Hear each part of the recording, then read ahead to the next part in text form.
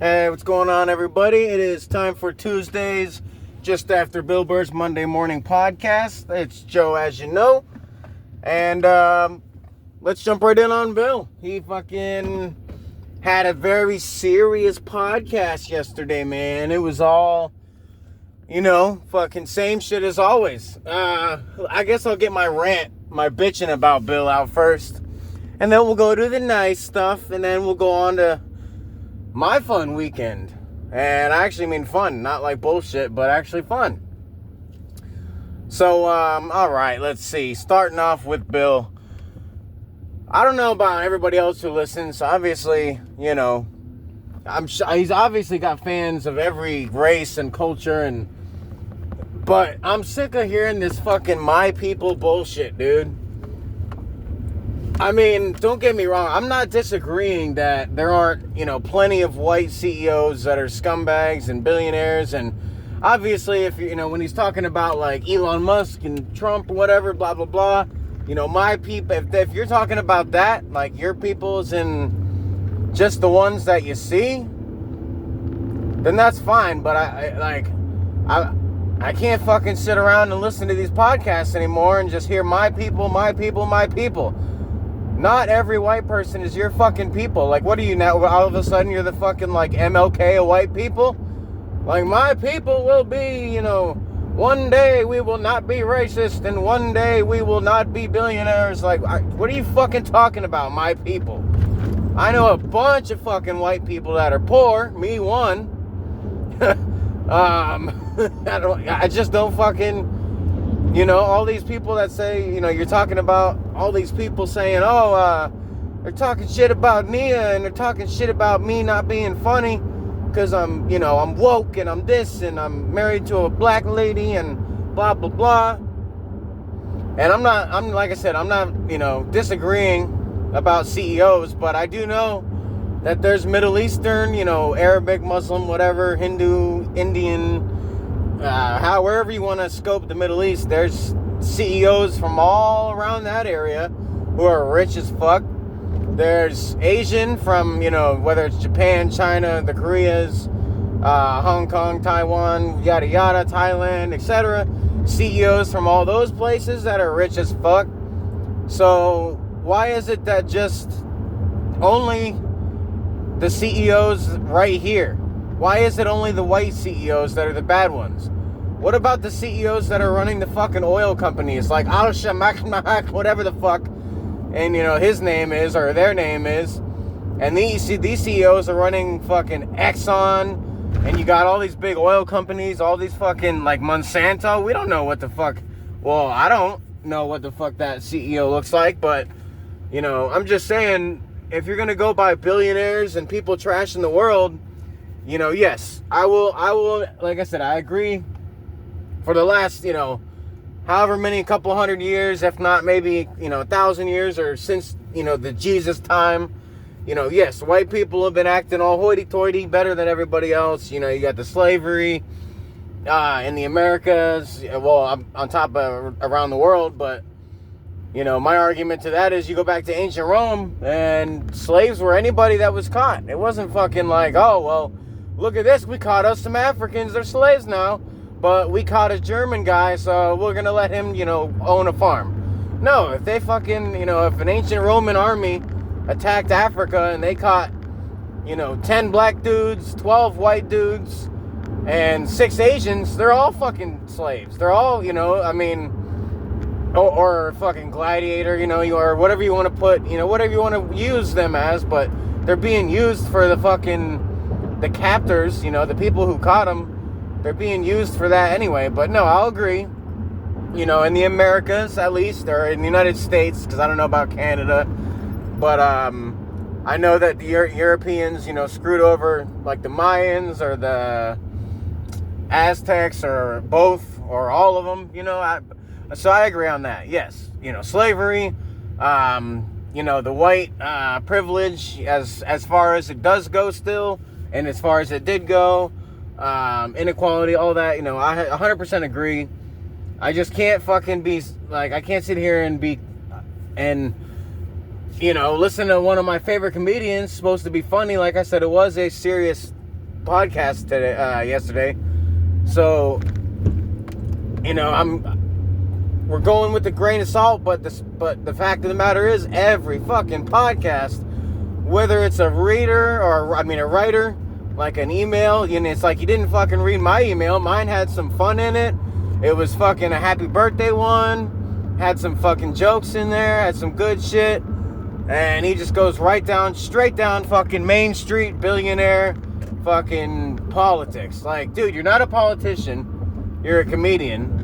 Yes, your comedy was based on politics, you know, and sexism and feminism and that and this and all this other shit, and I understand people change. Like I said, he's evolved. He's got a wife who's more conscious about things than, you know, he might have been, and kids now. So, you know, as much as I'm bitching, you know, still one of my favorite comedians until he fucking, you know, puts out a special that sucks. But the podcast, you know, it's kind of bumming. It's kind of, you know, it's depressing, man. Fucking, you know, I started mine to be funny, to riff off of yours, thinking, you know, you're funny. And if, like I said, my humor comes in situational, you know, awareness, or however you want to put that. So by him being funny, aka you, Bill, however you want to fucking listen to it, if Bill's fucking funny, then, you know, I'm laughing and I can make jokes. Like, so besides the billionaires, the fucking whiteys, you know, blah, blah, blah, bullshit, he did all the serious. I have, you know, obviously serious needs to be taken serious. Like, I agree, we shouldn't have a civil war, we shouldn't be attacking a city or families, there should be, you know, legal processes, etc. But anyways, on to the funny shit. Most of the reads that he did weren't really, like, you know, people writing in, like I said, I wrote in a good email, like a funny good email. Maybe he'll save it, or maybe I'll just fucking spam send it to him until I get fucking blocked or something. I don't know. But, no, he fucking did some underwear. You know, the last on Friday, I was here's that road where the fucking seatbelt wants to choke me. Here, there we go. Fucking hit the gas. Nope, didn't work that time. God, hold on there we go. Jesus, fuck, man. Fucking every time I hit this one part of this road, the seatbelt locks up on me like I must be bumpy or something, more bumpy than normal. I don't fucking know. Anyways, funny. So, yeah, I mentioned Bill, his advertisements. You know, these last couple weeks, he was doing, like, Chubbies. I forget what that was, Chubbies. It was something, or some shit like that. And then it was, Fruit.com he did. He was laughing at that, you know, and that wasn't even in, Pride Month or anything. But, yeah, it was, like, Chubbies or some shit. And then this week's, or this, you know, yesterday's at least, I don't know about Thursday yet, but, it was the one that he laughed, and I'm not gonna lie, I laughed good. The My Undies or Me Undies or whatever the fuck it's called. And you know, I'm nothing against the brand. I haven't tried it. I never even heard of it. But he said it's a caddy for your balls. And I had the same thought as he did. Like it's golf, you know, so my first thought, I picture, you know, okay, you got a caddy, and like he said, he's like, what is the guy just standing there cupping your balls? Like, basically just fucking holding your shit for you, you know, as you walk around or whatever. But, you know, I'm listening to the podcast real time, taking my notes and shit on what I want to talk about. And in my view, Bill's fucking, you know, he's Heinz 57. He's Heinz ketchup fucking 57 years old. 57 flavors of bullshit. And, so when he says, you know, it's a caddy holding your balls, you know, and then he goes into the fact that there's different pockets, like, you know, they're being separated, like they're in trouble, which, you know, I'm not going to go into too much detail because I know fucking public doesn't want to hear about anybody's privates. But, I don't know how you'd separate them like actual separate pouches. You know, you got, most people understand you got one pouch and it's a 2-pack. You know, you might have a 1-pack. Maybe if you're, you know, born unfortunate, maybe you have a 3-pack or something. I don't know. But most guys you get a 2-pack. One might be out of the package and you got to put it back in the package as a baby. You know, I heard that's a common thing. But either way, 2-pack, 1 bag, you know, 2 almonds, 1 bag. So I don't know how you have a separation. Mine would have separation anxiety. They wouldn't want to be far apart. I mean, clacking together all day or something. Like he said, like fucking Batwing or whatever, all that shit. I wouldn't want that either. But no, when he said the fucking caddy thing, my first thought goes straight to the fact, like I said, he's Heinz 57. I'm calling him that for the whole year. He's 57 years old. He's matching the ketchup, at least for the flavors and the ages. But no, I was picturing him fucking playing golf. You know, he already talked about, I was doing my stretches in my apartment in my workout clothes. And so, Bill, talking about the 80s, I'm picturing him in fucking neon tights. And those fucking those Hooters girls socks they used to wear, the scrunchy socks. They're real popular in the 80s. He's got those scrunchy socks, fucking neon tights, a neon shirt. And then since he's bald, he's probably got a fucking, like, what did they call it? Teasing your hair? Or, yeah, it looked frizzy as hell, but in the 80s, 90s, like the teased hair, so he's got that. He's got the teased hair wig, scrunchy socks, and neon tights, and he's fucking, I already can tell you he's doing the stretches. He said he was listening to a song, 35 minutes long. It's the song on repeat. It's the fucking, I don't know the name of it, but it's the work. You gotta think 80s workout when they're running in place, and it's the dino. He's a maniac, oh, no. And he's running in place. That's what I'm seeing. I'm seeing Bill run in place to this fucking, he's a maniac, fucking 1980s shit. And then, like I said, because he's talking about fucking underwear, I'm picturing a caddy before he fucking clarified and ruined the joke. I'm picturing a caddy carrying his balls around for him, but because he's older, the caddy's, it's like in golf. You know, the caddy's not literally standing right next to you the whole time. He pulls out your club, hands you a ball or whatever, and you fucking, you know, so it's like when Bill's talking about taking his kids to going shopping at like Target or something. His caddy's holding his balls out in the car, or you know, whatever. He's got his club swinging between his legs, and then the caddy's got his balls out in his car, waiting for him and his kids to get back. Oh man, that's good shit. That's fucking good shit, man. Bill's working out, fucking 1980s style. I love it, man. You guys got to know the videos I'm talking about.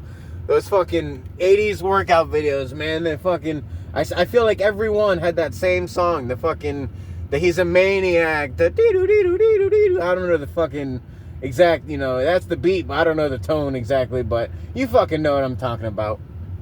But, yeah. So that was really the only funny part that I caught on to that. Well, the workout, he didn't say. That's my fucking vision of old 1980s, you know, kid in the 80s Bill, you know, getting his workout in like he was talking about when he was younger, eating snacks. That actually leads me right into my weekend.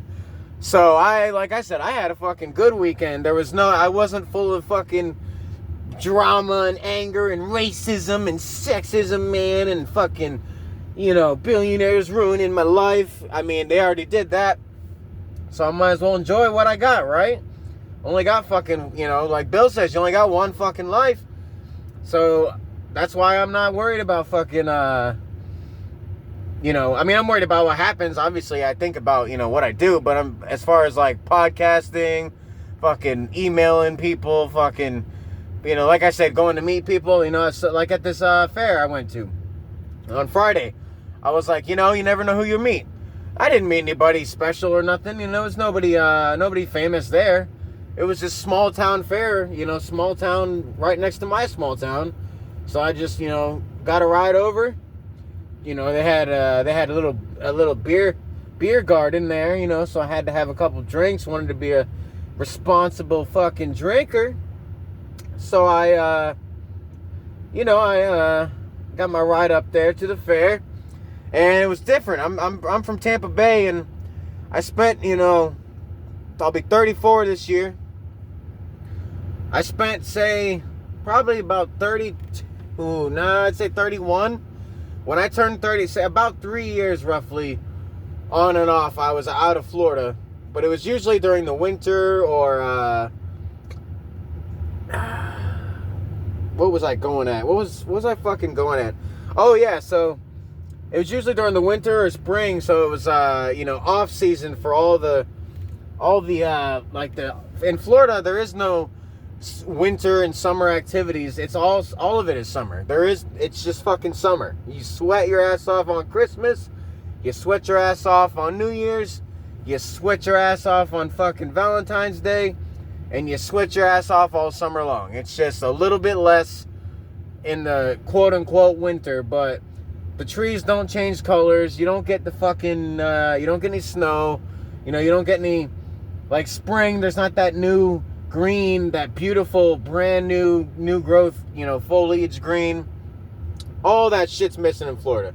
So, I never got to enjoy an actual summer, like the summer nights. And if you want to go back to, like, the movie Grease, Summer Lovin', that fucking song, I know it's a big popular song. I never fucking had any of that, because nobody wants to touch anybody when they're sweaty. How many times have you been drenched in your own sweat and you wanted to just give your girlfriend, your boyfriend, your husband, wife, significant other, whatever? How many times were you both drenched in sweat and you thought, let's cuddle now? Let's get under the blanket, fucking sticky, sweaty, and nasty, smelly too probably. Let's get under the blanket and start cuddling and spooning. I guarantee you probably never thought that if you're in Florida sweating, unless you're a fucking, like, an Amazon rainforest native or some shit, and in that case, Florida's not that bad to you. Like here in Michigan, for example, a lot of the people I'm meeting, at work or just off the side, whatever, they're already, oh, it's hot out, turn the air on, it's getting humid, it's getting uncomfortable during the day, with the sunlight, and I'm out there, like, laying in the fucking grass, fucking no shirt, and I'm at work, so obviously I'm not no shirt, but, in my head, it's like I'm out there laying in the grass, fucking, I'm standing in the sun, basking in it like a fucking lizard, but it's like 78 degrees, and then, with the humidity, I mean, besides the actual reading telling you, 40%, 50%, 60% humidity, the best way to tell is, you're fucking, like I said, you're all sticky, sweaty, or dry heat, like out in Vegas. When I went to Vegas, it was like 90, 100 degrees, just like Florida every day, but it was dry. It was like 10, 20% humidity. So, yeah, you still were warm, and you still got thirsty, and a little bit of sweat, but nothing like Florida. Florida, so my point is, here it says 78 degrees. I look at the real feel. That's what I was going to say. The real feel, what it actually feels like out.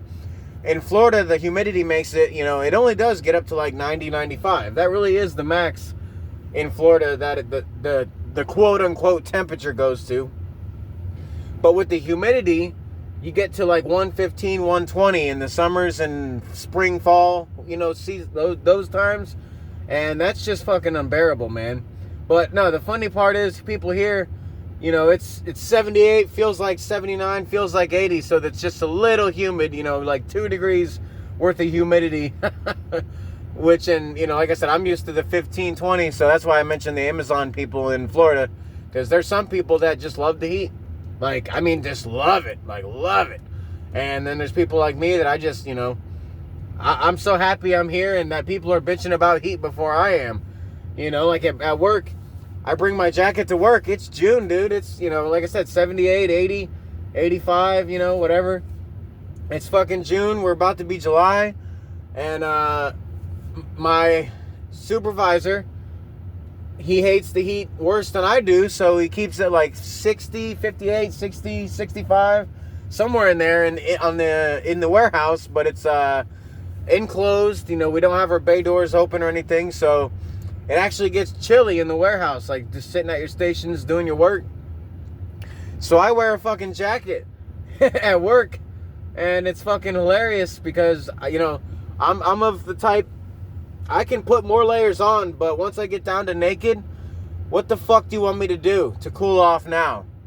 You know? Like, if we're at work and I'm sweating, I'm not legally allowed to get naked without, you know, being indecent in public, however you want to look at it, at work, lose my job. But here, it's different. In winter, it's cold, and then in summer, it's so hot to these people that they make it cold. So I get to wear my jacket every day. It's just, you know, after work, before work, I'm in a t-shirt, but that's fine with me. Like I said, I haven't been uncomfortable yet. So I'm ecstatic at this, you know, at the fact that I feel like I finally found at least like a latitude, maybe not, you know, specific Michigan, because I like New York, Pennsylvania, you know, the entire north, really. I just like being up north. But, yeah, it's like I found my part of the world, you know, like follow this line all the way around the world, whether that's Spain or Italy or England or, you know, whatever fucking lines up to this high up on the planet, at least. That's about where I want to be. Obviously, I'm fucking stuck here, you know, it's not like I'm traveling, but, you know what I mean? If I ever got rich and fucking got deported or had to leave the country, you know, I'd want to go north or stay at least about as north as I am. Vacations and traveling visits, that's different. But living, yeah, I want 4 seasons, especially after, you know, the couple years I spent traveling and then this year being here. I want my fucking seasons.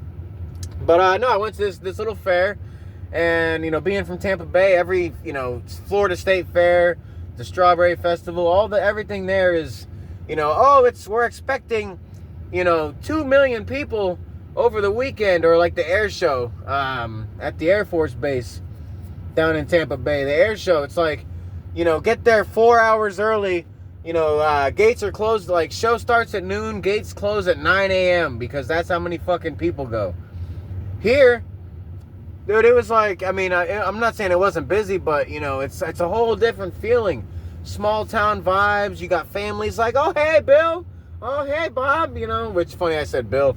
But, you know, oh, hey, Susan, whatever, you know. Oh, my God, you know, you didn't say you were going to the little, you know, itsy bitsy spider fair. And they're like, well, yeah, you know, it's every year we do the itsy bitsy spider fair. And, you know, and then are you guys gonna do the itsy bitsy town over to the left fair? And they're like, yeah, we're doing all the itsy bitsies, you know. And that's kind of what it felt like. But no, it was so on the way, the only political drama that we had on the way, there was people protesting the No Kings Day, which, you know, it was all peaceful. Nobody threw shit at the car, you know, so none of that. And I agree, you know, no kings, no billionaires.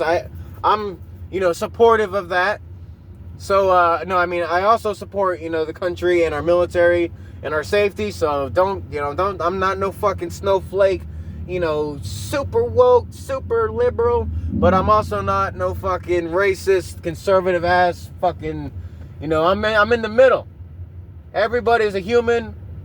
Nobody deserves, well, deserve maybe, but, well, nobody deserves to struggle, but what I meant by deserve is, you know, yeah, like doctors and people who work, you know, harder, more stressful jobs, you know, sure, give them more money, but nobody deserves, like everybody says, if you work hard, you know, it doesn't matter what you do, you should be able to live. But, no, so I've been having, you know, it's stressful living, not knowing anybody. I mean, I know people, but I don't actually have, like, if I were to get kicked out of where I live, or fucking, you know, if the place burnt down, or, you know, a storm came through, whatever, anything negative happens, I got the money that I got, and it's me and my cat. You know, I don't have anybody that I can really rely on, or at least that I feel that I can rely on, that I could call up and say, hey, you know, like, I got fucked over, this place, my house burnt down, You know, could you help me, like, can I stay with you for a while? You know, till I find a place, whether it's a rental or a fucking, you know, if I can get a home loan on something or, you know, property, you know, at least to build a place. Either way, whatever, you know, I don't know anybody that I feel like I could count that, you know, right now. And, so yeah, it's stressful, man. You know, you move across the country, adult or not. Well, you know, adult or not, I say, but as a kid, you'd probably be with your parents or you'd go one parent to another. But, no, it's stressful moving across the country, you know, just fucking literally taking 6 months of money, saving it up, and fucking yeehaw. And that's what I did. Fucking took my cat to the vet, made sure he was all, squared away on all of his, you know, on his shots, his checkups, made sure he had medicine and, you know, everything for the trip. We were all good. I fucking, like I said, save up 6 months, fucking got a rental car, fucking drove my ass up with the cat and, you know, the most important belongings. And been here about 9 months. You know, like I said, it's, you know, it's not easy getting to know people when you don't do drugs or fucking, you know, I mean, I drink, you know, like I went to the fair and had a couple drinks and, you know, I people watched and, you know, like I said, that was the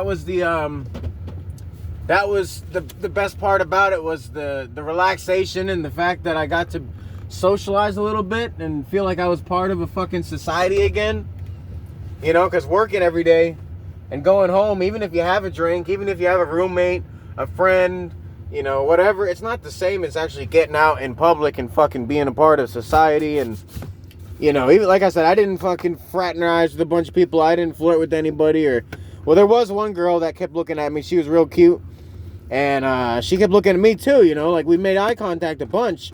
So I felt like there was a little, you know, like I could have said something, but she had a really beautiful, nice ring on. And whether or not it was just a cover up, you know, I'm going to respect it.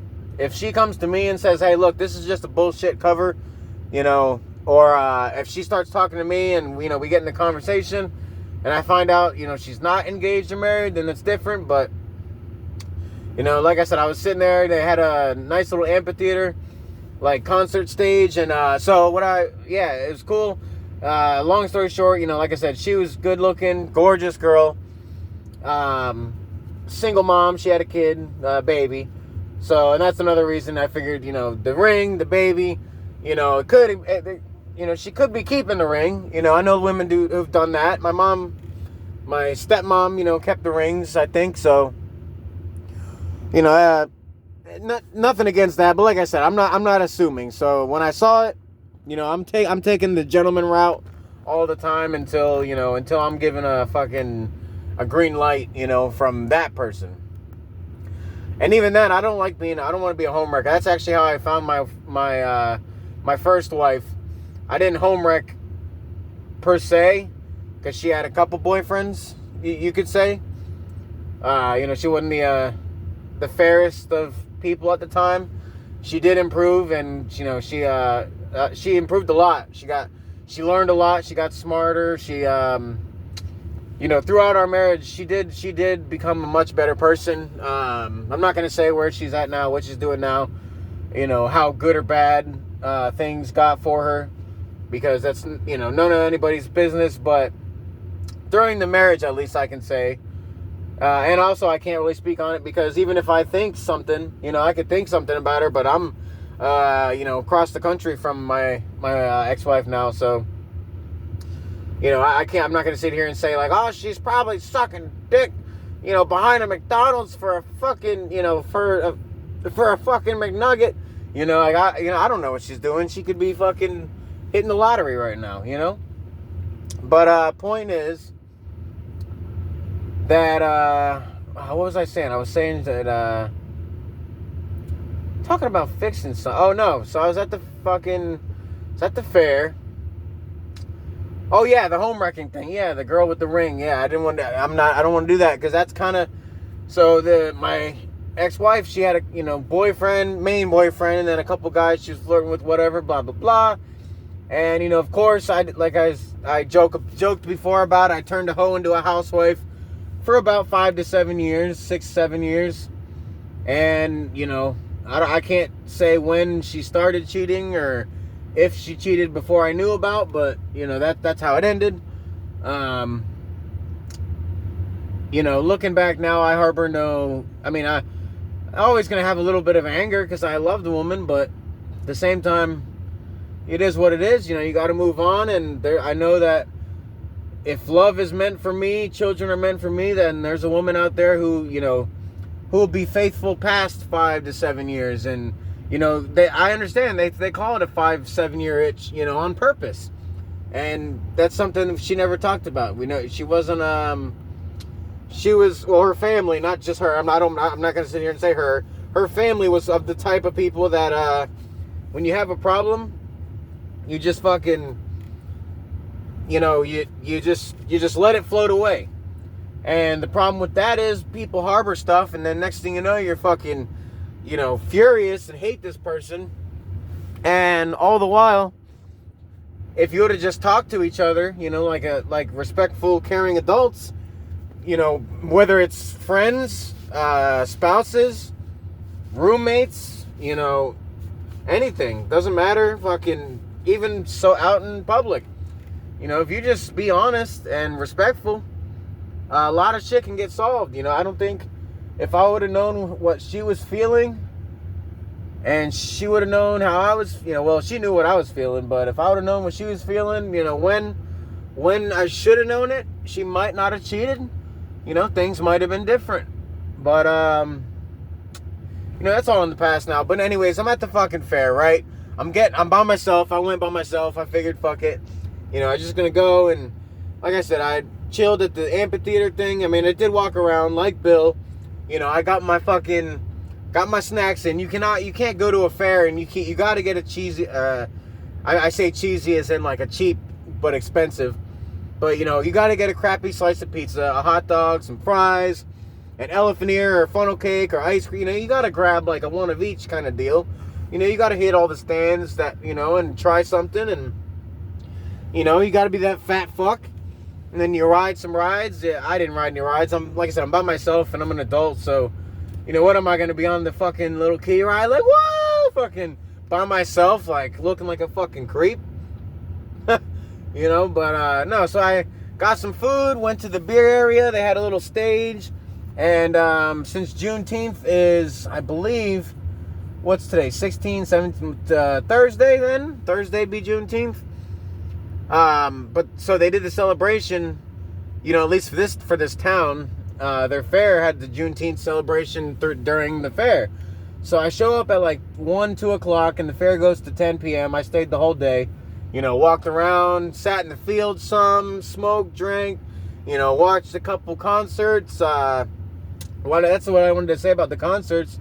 With the Juneteenth, they had this, the African music. So they got the guys coming out with the, I don't want to call it a bongo drum, but I don't know the actual term for it, but it's the drum that's got, it's got like the string around the top with the, not paper, but that fabric, and you bang on the fabric, and depending on the width and the length of the drum makes how deep the sound is, and etc. And you got the guys and they're all doom doo doo doo doom, or however their beat is, whatever song they're playing on their drum sets. But the point was, it was really cool because the beat was, it's cool seeing other cultures. I mean, I'm not gonna say what Bill would say because the whiteys, because even in the United States, black culture, white culture, even any other foreign people that have lived here for a little while, it's like it's like United States when you say I want Italian food or I want Chinese food. Your Chinese food here is not Chinese food. Just like your pizza here is not going to be like a pizza in Italy or even Sicily for that matter, like Sicilian. Same thing with like pastas or anything. I mean, any country, I'm not going to say French fries. I feel like that's an ignorant thing because that's an American thing, I think. But regardless, yeah, you go to the country, the culture and the food and everything is a lot different, and it's actually like more of, what it's supposed to be. So I got to actually experience some of the African culture, like I said, the music, and when I did the boom dugga dung dugga dung dugga, like to make the fucking drum sound, I wasn't even trying to be funny or fucking racist, but you know, there's certain beats, like, you know, the Spanish neighbors I've had have always had the fucking same beat to the music. I don't know if it's, you know, maybe white people, same thing. You know, I know rap, they got different beats, but a lot of people do sample beats and stuff. So, you know, either way, I don't give, that's not the point. Point is, they're playing their music. I was into it already, but then these girls come out, you know, and of course, it's African culture, so they've got like these big, long, you know, I'm going to call them dresses. You know, I don't know what they would call them in whatever country they're, I didn't catch what country, or if it was just a generalized, you know, African culture thing. But the cool part was the girls dancing. You know, the guys are playing the music, the girls are dancing, and I mean, I felt like I was actually like in Kenya or something. Like the level of spirit these girls danced with, like the level of, you know, commitment and spirit, like they were dancing like it was, you know, like they were calling on the gods, you know, to water the crops. And I mean, it was, I don't know, when you're, like I said, when you're in the U.S. for so long or forever, you know, and you only get out of the country once or twice in your life so far, like me, if you're lucky enough to get out, and even then it was only a few miles into Canada and shit. It wasn't, you know, I haven't gone to Europe or none of that, nothing cool. Well, Canada's cool, but I didn't go far. I didn't go to Toronto, you know, I just went to like the tourist shit on the other side of the bridge pretty much. No, so yeah, like I said, it was, I was actually really, like, it made me happy, because I was like, these girls are really fucking, like, you can feel the passion. That's the word I wanted. I was gonna say the love, but no, you could feel the passion in their dance, and I absolutely loved it, because, you know, I don't feel like you feel passionate about anything from a lot of people anymore. But so that, and then before the Juneteenth dancing, you know, so that started later in the evening. But before, I guess it was like an international thing for the dancing and the music. So they had, when I got there, you know, and like I said, I walked around and shit, so I missed some stuff. But when I got there, they had like an Arabian Nights or an Arabian kind of theme dancing, you know, like, I don't know if anybody's seen the movie Life of Pi. But the way that the girls in India, when he's a kid, before he gets on the boat and all the movie happens, the girl that he's got a crush on, you know, and he's watching her dance or whatever, and this Arabian, I'm just saying Arabian because I want to be general. I don't know, like I said, I don't know if it was India, you know, and that might be Hindu. I don't know if Muslim covers everything. I don't want to be a dick. So, you know, like an Aladdin style, you know, big, nice flowy dresses, kind of like the African dresses, but, you know, I guess Indian. I mean, they did have, some of the women did have the, I don't know if it's a diamond or a ruby, or if you get to pick, or what exactly jewel, but some of the women had the jewel on their foreheads, and I think that's a strictly Indian thing. I could be ignorant on that too, so don't judge me. But, no, either way, I don't care. Either way, it was Middle Eastern dancing. You know, it wasn't Asia, or it wasn't, you know, over Far East Asia. And it wasn't Europe. It was definitely, you know, you got like Persian, you know, Iranian Persian, all the way to, you know, like I said, India, Pakistan, fucking, you know, whatever that area. Anywhere in between, they're from somewhere in there. And like I said, I hate to generalize, but they didn't announce, you know, it's a school here, and they were doing the dance. But again, they were doing the same thing, not the same dance, but the music was playing with the, you know, that Middle Eastern kind of, not the snake flute guy, you know, but the cool kind of vibe that their music has. You know, it's like I said, it's different. It was cool feeling the culture, you know, of the actual.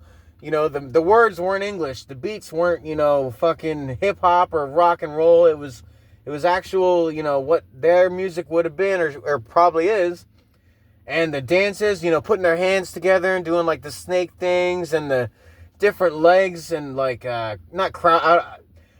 for the podcast, I'm going to say like the crouching tiger, hidden dragon, like their poses, but that's not what they were doing. They were doing whatever poses, went with their music, but it was just beautiful. Like I said, the level of passion and the culture you felt, and I actually felt like I was part of a bigger world, instead of just the small town, or I don't know. It was awesome. It was spiritually, mentally what I needed. Fucking awesome small town fair, fucking, especially being from a bigger way up or a bigger area, I never get to see shit like that. On that note though, being that it was on the No King's Day and the fucking birthday of the king and the fucking military parade and all that shit, I get to the fair. So the whole way along the protesters, along the road, I got signal in the car, signal all the way up, get to the fair, and I realize as I'm walking around, I'm trying to send a message, send a picture, a couple pictures and messages, and nothing would send, nothing would receive, nothing would send, and the whole time at the fair, I had no signal. And I'm thinking, is this like, I don't know how many fairs are going around like the whole country at that moment and events and stuff, but I'm like, there's no reason I shouldn't have any signal.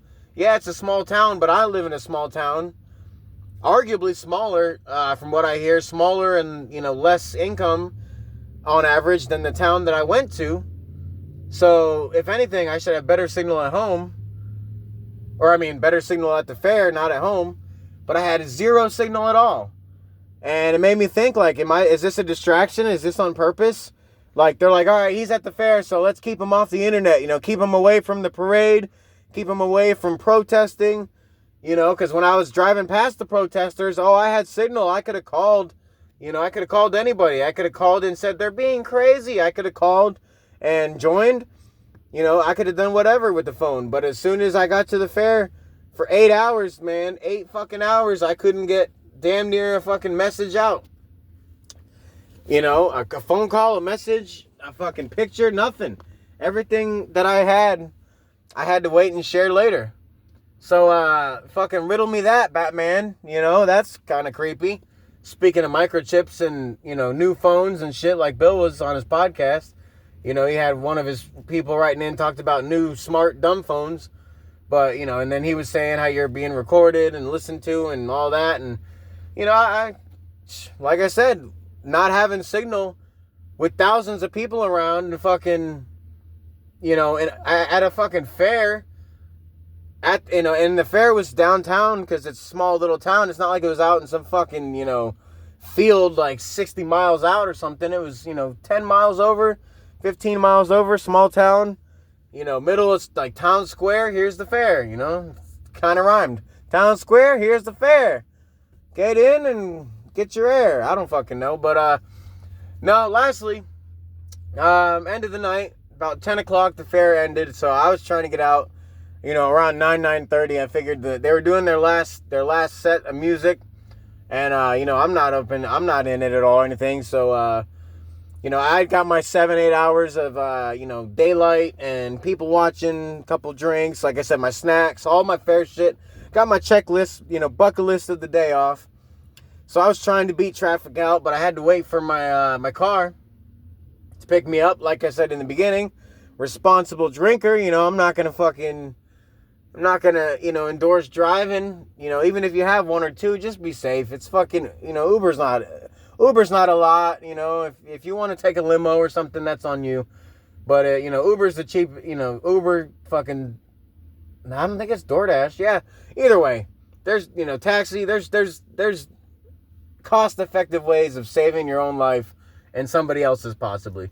But so I'm waiting on my my ride, and obviously you got the small town deals. So you got the small town drama. Like, oh, I'm gonna go fucking beat old Jimmy's ass when I see him because he talked to what's her name at school, and wait till I fucking see him, and everybody sees each other at the fair. It's not like where I grew up where it's like fucking meet me at McDonald's.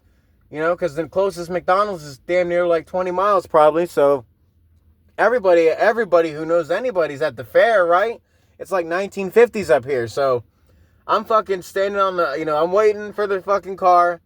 I'm in the parking lot, but I'm on the sidewalk, I'm just chilling so I can at least see the car pull up, whatnot.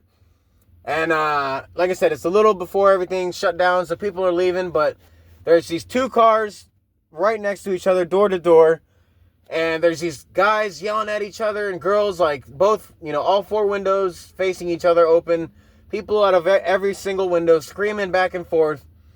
And then all of a sudden, both cars just fucking, you hear them like burn out and just take off down the road. And they're fucking like banging against each other. Like cars like tinking, like bam, bam, fucking bam, bam, bam.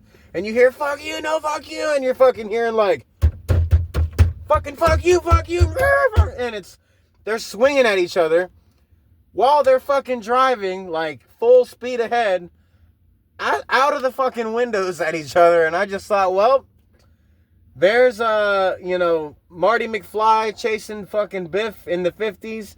There's fucking, or him in the 80s in the first movie when he's, tailing the cars with his skateboard to school, or like Grease, or anything like. That's the fighting I always thought high school would be.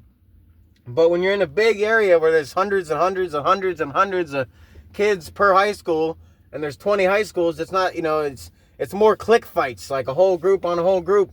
Whereas this was like, one group of friends, another group of friends, and they fucking drag race battled it out. Drag race battle. That's what I'm going to call it. Drag race battle. That's a beautiful fucking name for it. Don't know how it ended. Hopefully everybody survived, because all I saw was a crash, like, coming. I didn't see a crash, but I saw it coming. Fighting-wise, throwing punches, you get what you get. You fucking get your dips. You get your dipsy doodles and your licks in and whatnot. But that's it. But, hopefully they didn't fucking wreck. I mean, on my way home, they went my way. I don't know if they went the whole way, but I didn't see any crashes. So hopefully, like I said, hopefully they either fought it out and left, went home, or they just ignored each other and went home, after a minute. But, no, that was pretty fucking cool to see. Sorry, I'm smacking my fucking mouth. I can't stand the noise, and I'm doing it, so I know you can't stand it. But, on that note, that is all I have for my cast. I actually think I went about as long as Bill did, and I don't have any fucking advertisements or anybody writing me in. Look at that, more material than fucking a rich, famous comedian.